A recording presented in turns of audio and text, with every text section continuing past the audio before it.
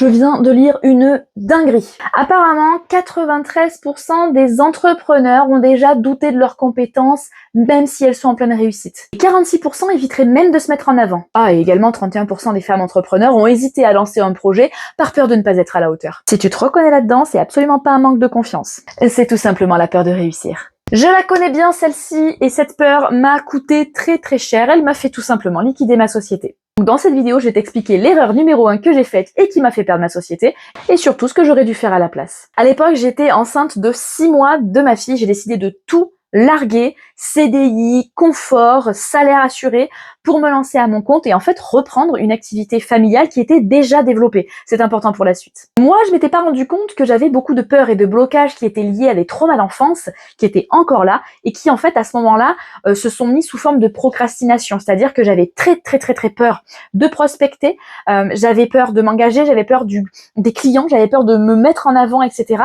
Donc je passais mon temps à faire des tâches secondaires qui n'avaient aucune utilité, genre refaire mon logo sur Canva, créer des sites web, etc., ce qui ne servait à rien. Et les actions importantes, comme la prospection, la prise de contact ou la proposition de services, en fait, je ne le faisais pas.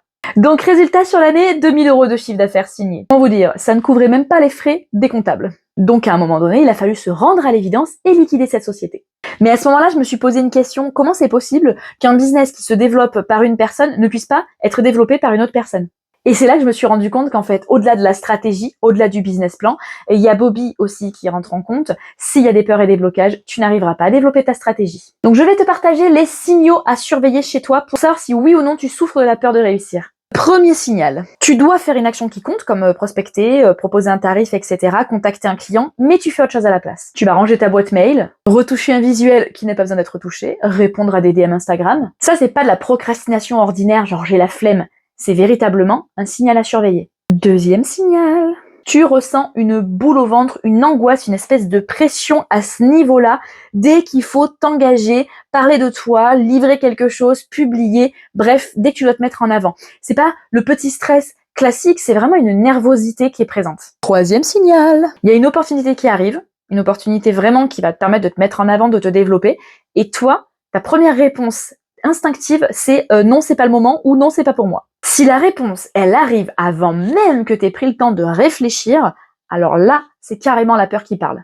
Quatrième signal, tu donnes beaucoup plus que ce que tu factures. Tu over-délivres, tu fais des remises alors qu'on ne te les a même pas demandé, tu offres des bonus par-ci par-là, tu coaches gratuitement. En gros, tu rachètes ta légitimité par du gratuit. Donc est-ce que, oui ou non, tu fais ces différentes choses que je viens de citer? Si c'est oui, n'hésite pas à le mettre en commentaire, je suis curieuse de savoir ce que tu as pu repérer comme signaux dans ton comportement. Et si c'est trop compliqué pour toi de savoir si tu souffres de cette peur, je t'ai mis en lien un outil 100% offert, c'est un prompt IA qui va te permettre en fait en quelques minutes de savoir exactement par rapport à ce que tu vis, ce que tu penses, ce que tu dis, de formuler véritablement mot pour mot les croyances qui te sabotent. Donc je t'invite à cliquer, mettre pause sur cette vidéo, remplir les prompts, dans 5 minutes, tu sauras quelles sont tes peurs, et là on pourra savoir si la peur de réussir en fait partie. Bon, maintenant qu'on a repéré les peurs, la question c'est qu'est-ce qu'on fait de tout ça? La chose que j'ai compris, l'erreur numéro 1 que j'avais faite, c'était de croire que premièrement, ça allait venir avec le temps, j'ai fait 2 erreurs on va dire, et deuxièmement,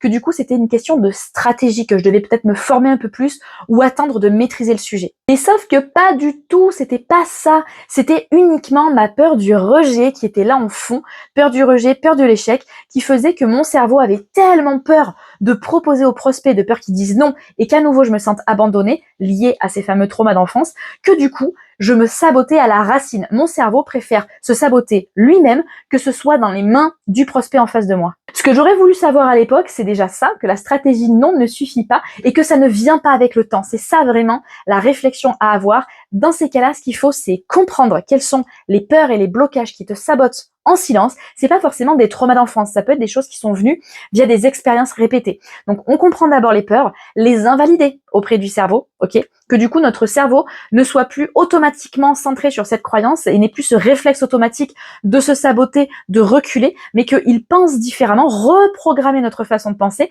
et troisièmement, savoir passer à l'action. Pas je passe à l'action malgré la peur, ça partira tout seul. Non, savoir analyser la peur, la déconstruire pour passer à l'action.